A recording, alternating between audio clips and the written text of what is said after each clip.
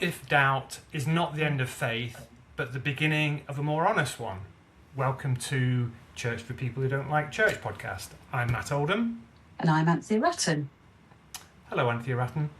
You've been away on holiday again. I know, just for a few days into Wales, in the middle of a heat wave. So it was a nice time, but very hot. Fantastic. So, in this episode, Anthea, we are going to talk about uncertainty, questions and the pressure many people feel to sound more sure than they really are or might be. We're going to explore why doubt is so common, why churches often mishandle that, and how faith can sometimes grow deeper through honesty rather than certainty. But before we delve into that, Anthea, what don't you like about church this week?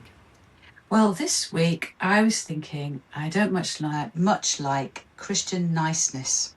Yes. That sort of that, which links to what we're going to be talking about. That need for everything to be okay all the time. How are you? I'm fine. You know, that kind of squeaky brightness that isn't always very authentic. Yeah, and I'm really possibly so sorry, but you've just crashed my car.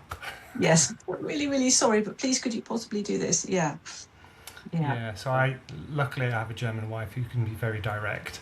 So I don't think necessarily there is a correlation between being overly polite and niceness. Sometimes you just need to say what you think.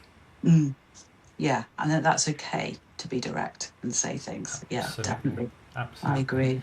Yeah. I agree with that too. We can be far too nice and sometimes don't say actually what we believe or think because we're worried that it might upset the other person. I think there's a lot of that, this fear of upsetting each other, and somehow that's wrong, or that, in fact, maybe people don't get upset as much as we think they do. So, yeah. I agree with that one. Anyway, enough of that. Let's get on to the doubting. So, how should we phrase this? So, when you hear the word doubt, what do you think people usually feel? And why does it carry so much weight in church settings?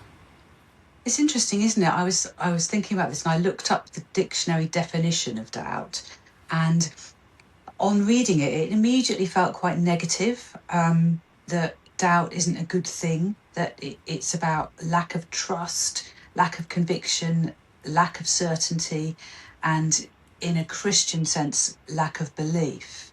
And I think then that triggers off all sorts of fears about, I could lead down a slippery slope of no belief at all. And it's often not seen as a very good thing in church and in the world.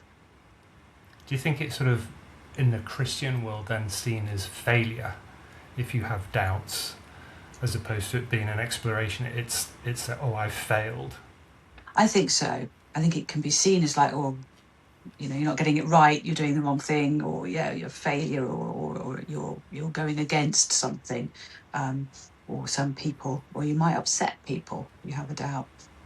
Yeah. I think there's also that we are increasingly forced into certainty with how people debate things and things like social media, that you have to have a firm position and sort of aggressively defend it. So if you sort of doubt can also look as weakness rather than I've got this certain belief and this is exactly 100% truth.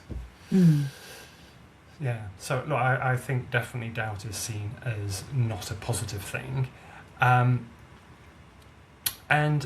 do you think for people specifically who've been brought up in church, brought up in faith, that doubt has, or maybe the other way around, that faith is sort of seen as certainty? And if so, what does that mean for people's spirituality if faith is certainty and everything else is bad? It's a big question. I think that, yes, I think faith has become conflated with certainty, and that's can happen either directly or indirectly in church. I think indirectly it can be through modelling absolute certainty about everything. from the front or in discussions, or like we were saying about always being nice and okay. And perhaps also that in order to be Christian, there's a bunch of stuff you have to believe in. And I think, so I think it can be subtle, but I do think it's there. And I think I think it can just sort of inhibit spiritual growth, and people, and can sort of get people a bit stuck spiritually. So you can arrive, believe, and then you're stuck there. So certainty is, I've got a quote here in the film. Have you seen the film Conclave? Yes, it's brilliant. It's a wonderful film, and there's a part in it where Cardinal Lawrence says, certainty is the enemy of unity, and it's one of the greatest sins that concerns him. And I thought, that's really interesting. That the more certain people become, the more black and white you can become, and the more polarizing and then divisive we can become. And in the film, he's warning against fundamentalism, which can be divisive in all faiths. So yeah, I think certainty, I think we need to be wary of it. I've got another good cultural reference point, The Simpsons, which so Ned Flanders, Homer's neighbour, is this Christian family, and they sort of try and be perfect all the time. There's one episode where he loses it completely because Homer has driven him to distraction, and he loses everything, and his life falls apart. He loses his faith and everything. And I think that's quite it's a really good metaphor, that he's so falsely holding on to this sort of Christian sort of thing. He can't bear to sort of criticize Homer, and it's a really sort of good observation that as soon as that's taken apart, he sort of, everything crumbles around him. But maybe it's not as lofty a reference as Conclave. Yeah, highbrow, lowbrow. Yeah. So I've never really been in a church setting where I felt pressure to believe in a certain way or act in a certain way, or if I would have probably ignored it anyway. Have you sort of felt ever that sort of pressure to sort of have faith and not doubt anything? Not directly. Again, only implicitly. But then thinking about that, I say that, and yet it's only recently, in the last sort of few years, that I've felt in church in a space where I can openly question and bring doubt and feel safe to do that. So that then says to me that something in the rest of my church experience, my faith community experience, mustn't have felt quite as safe. So again, I don't know. I don't know that pastors and leaders and people are deliberately doing this.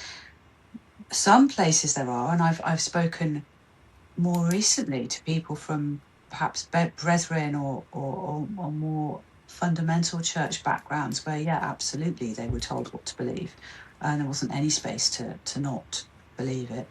It's interesting though that you use the phrase questioning, and you've sort of made a connection there between questioning and doubt. That's interesting, because I don't think necessarily they're the same thing, but I think sometimes in a church setting they are seen as the same thing, or maybe even something different. If you're questioning something, you're being subversive in some way. Yeah. So why do you think then that doubt is actually so common, even among sort of really sincere and thoughtful Christians? I think it's probably just a normal process, isn't it? It's just something that is normal, that most people in the street will have a doubt about something or other. But perhaps in a church context, it is less normal to express them. Or if you try to, sometimes you get fixed. So people go into fix-it mode with you, and that's not always very helpful. Well, if you're wondering that, well, I think X, Y, and Z, and now you're fine, and you're like, no, I'm not. I'm still having that doubt, because it it's more of a process than than a conversation. Sometimes doubting things. Yeah. And I guess And it's I fine to express joy or express holiness, but expressing doubt as part of your faith is probably it's probably not something you're going to feel comfortable to jump up and down about in a church setting. No, and maybe that's okay, but maybe in a smaller setting of people that it should you should be able to. Um, I mean, it's called different things, that people talk about. St. John of the Cross talked about the dark night of the soul. Some, Mother Teresa, when people read back over her journals, found that she hadn't felt God for years and years. So, doubting whether God is there or not is part of a process. I think it's something that should be talked about. Not So I easy don't to. think I can really put myself in the same context as those two people, but I know certainly myself, I have definite sort of periods of really feeling it and then maybe just not feeling it so much, whether that's doubt or just confidence or commitment. And we've talked about like journeys. It's almost a bit of a cliche. We probably talk about our journey, but it's true, isn't it? You don't have the same level of fervour or confidence in anything really. It's impossible to do that over life.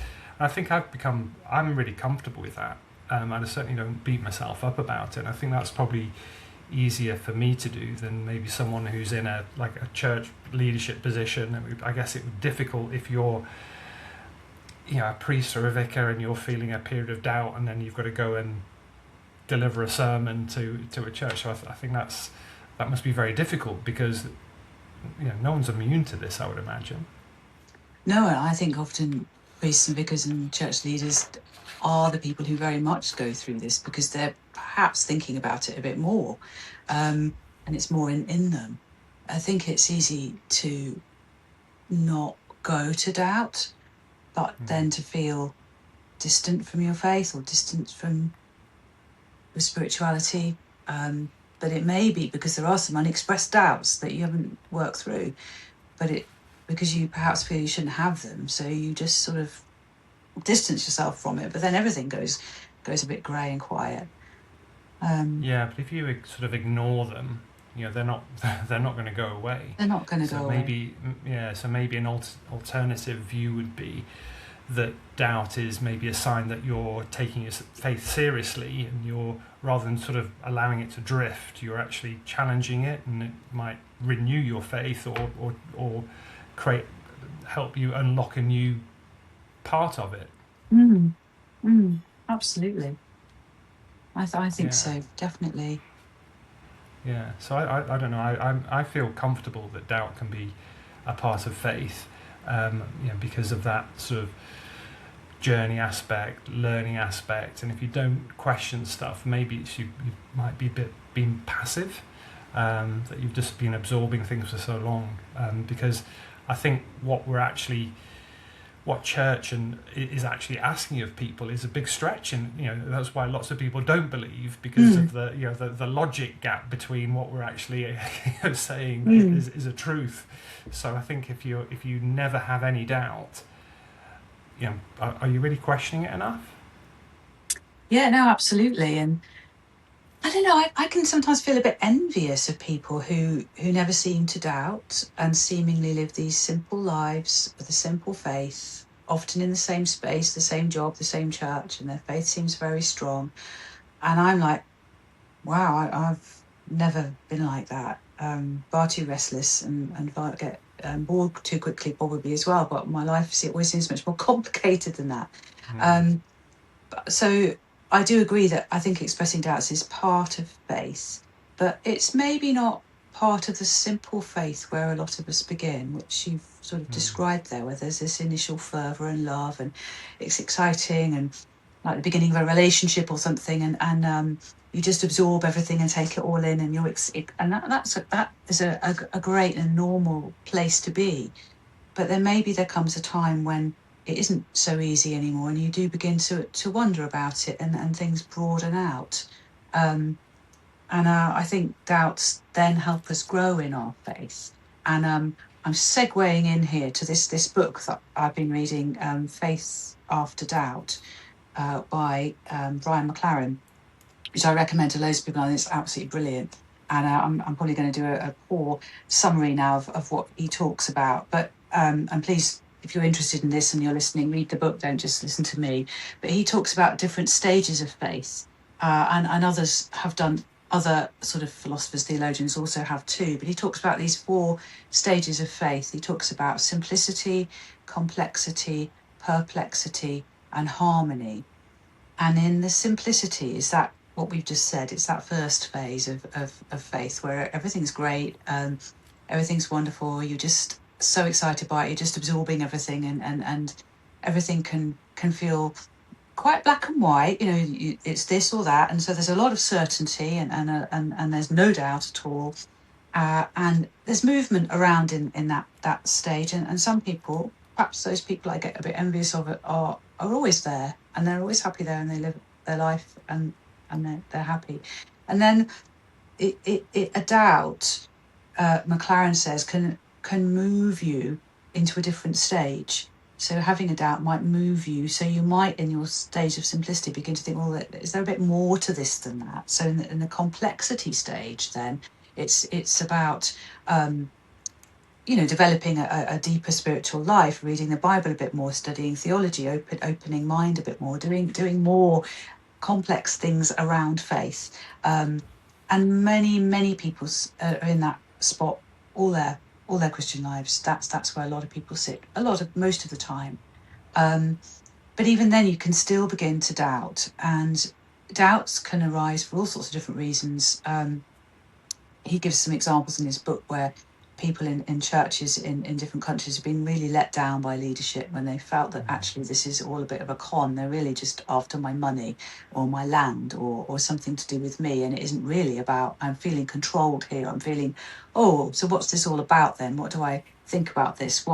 And that sort of doubting can cause people to move church, but it can also pop them into this next much more difficult phase, which he calls perplexity.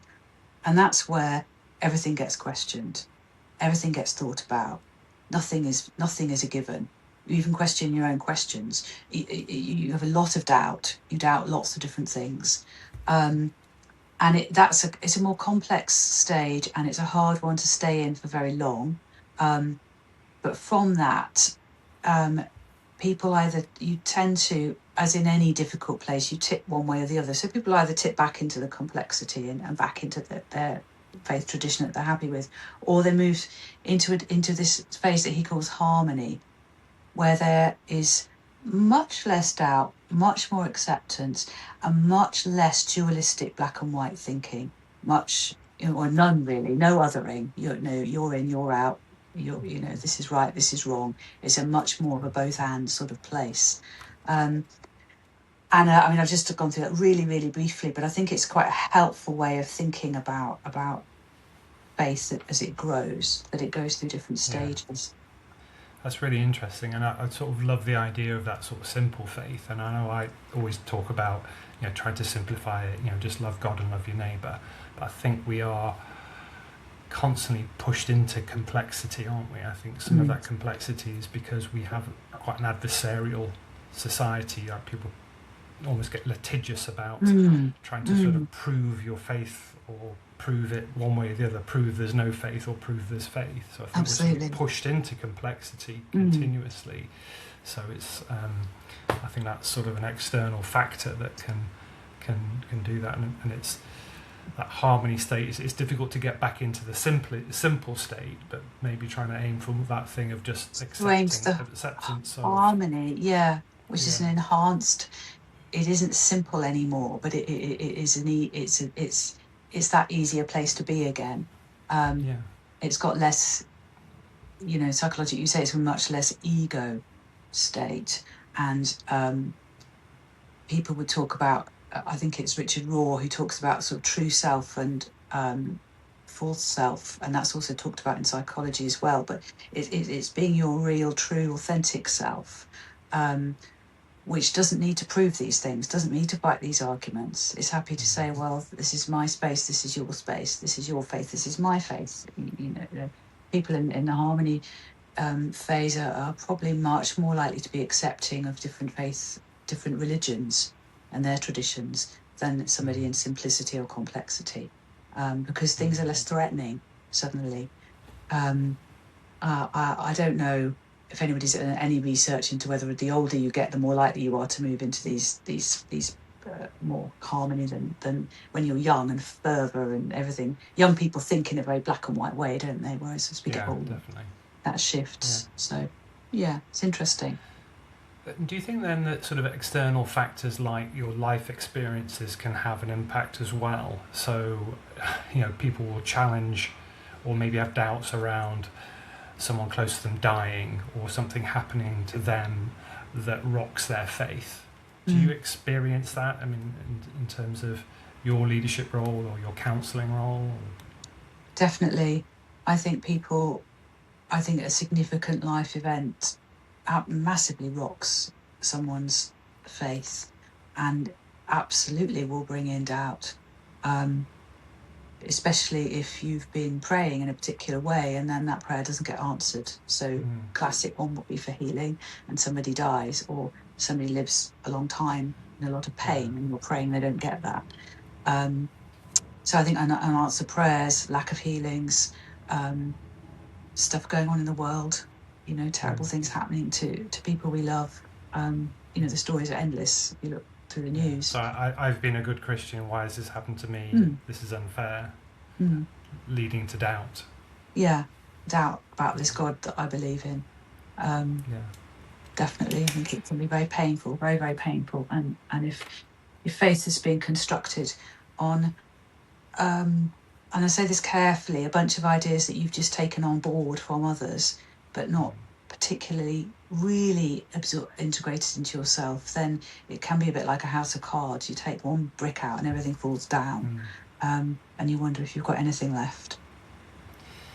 So if you think about doubt being a big part of people's faith, maybe a counterpoint to it, periods of their life, do you think the Bible covers it much at all, enough? I mean, obviously, if you think about doubt, you think Doubting Thomas, and it's almost like a Sunday school story. How did Jesus deal with doubt and uncertainty in the Bible, in your view?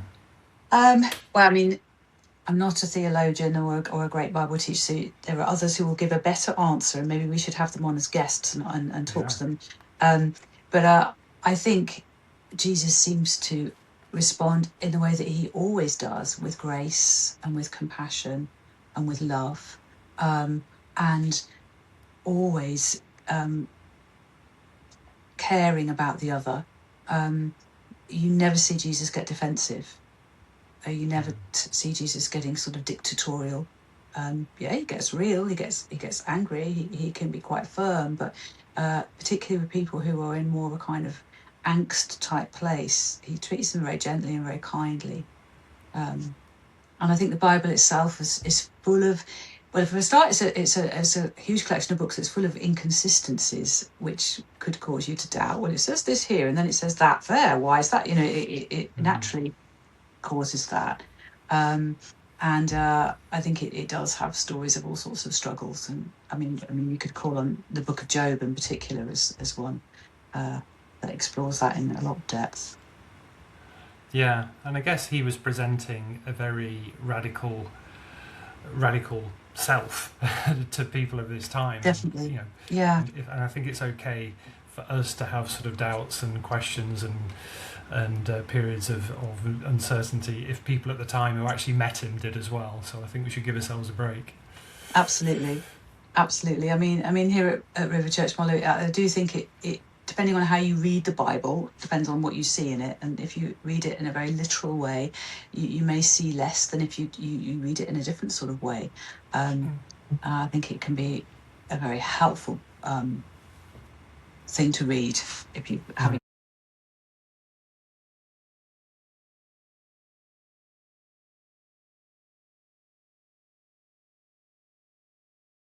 doubts. But yeah, read it well. So we've talked about doubt and questioning, but what about doubt and leading to cynicism or leading to simply sort of giving up? Are these sort of different spiritual realities, and how should we look at them? Wow, that's a good question. I think it's difficult to remain 100% doubting all the time.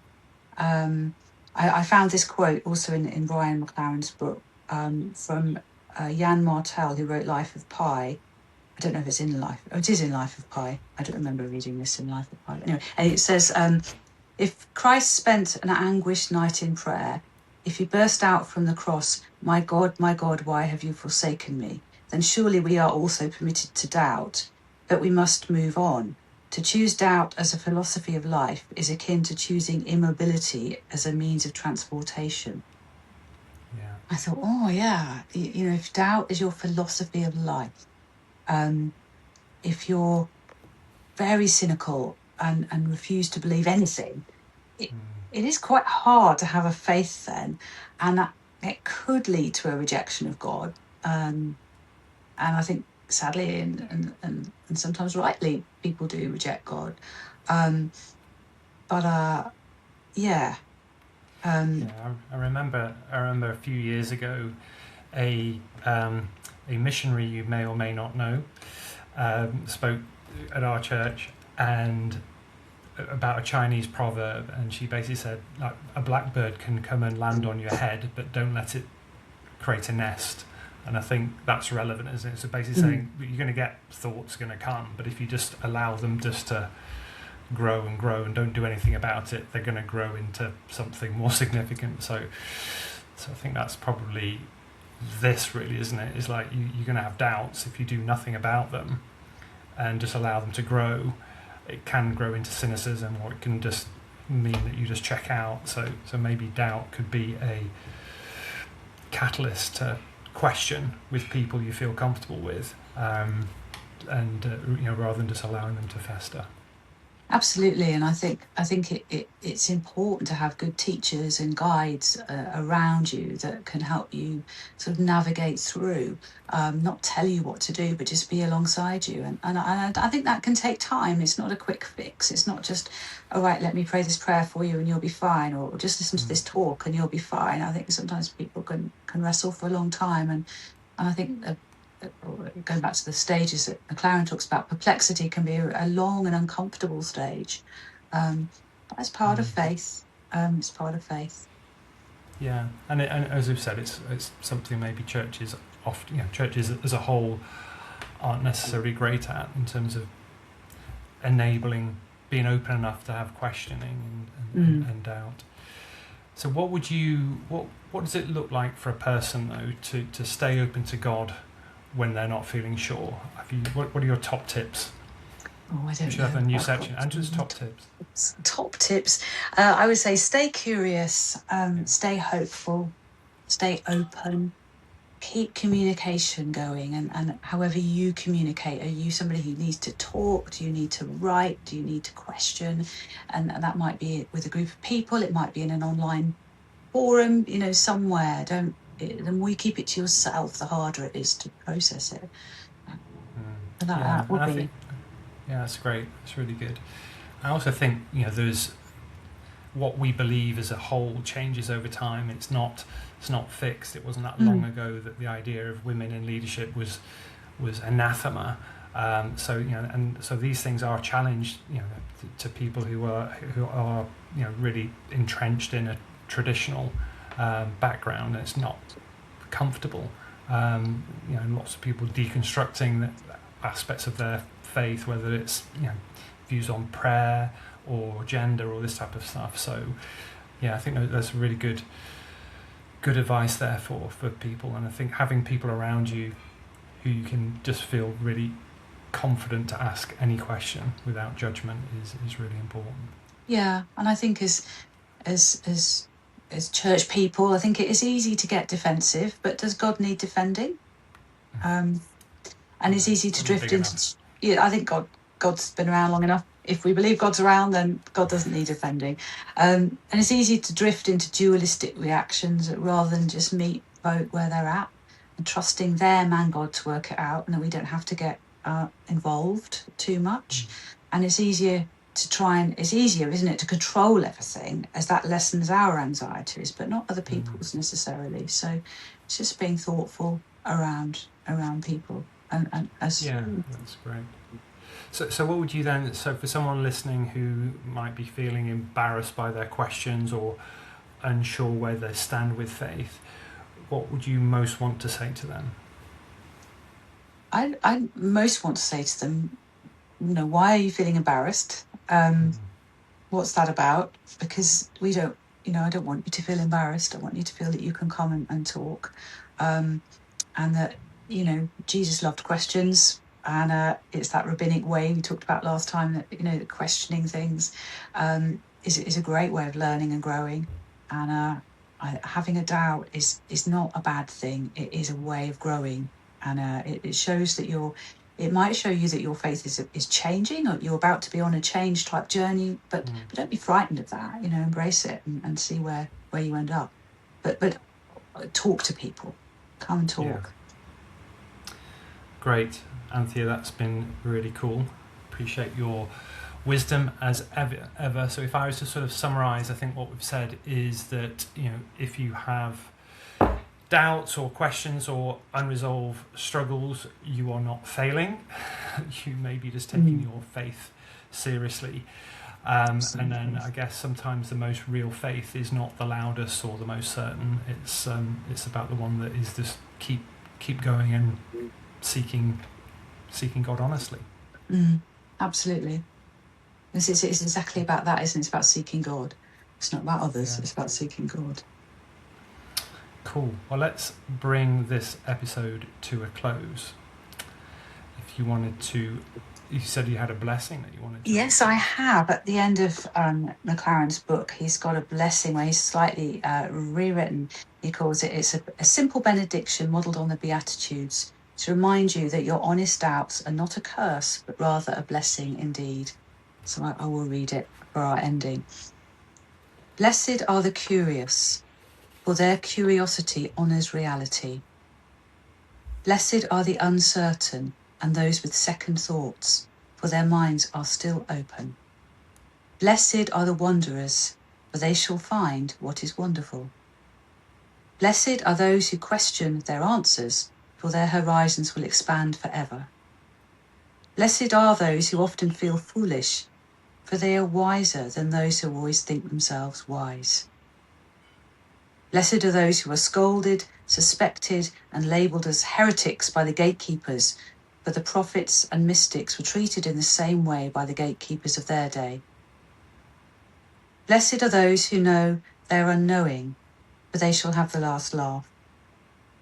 Blessed are the perplexed, for they have reached the frontiers of contemplation. Blessed are they who become cynical about their cynicism and suspicious of their suspicion, for they will enter the second innocence. And blessed are the doubters, for they shall see through false gods. Blessed are the lovers, for they shall see God everywhere. Oh, that's amazing. Amen. Love that. Isn't that fantastic. lovely? Absolutely lovely. Brilliant. Anthea, thanks so much for that. That was really cool. Look forward to talking to you again soon. Absolutely. Till next time. Thank you for listening. Bye. Bye now.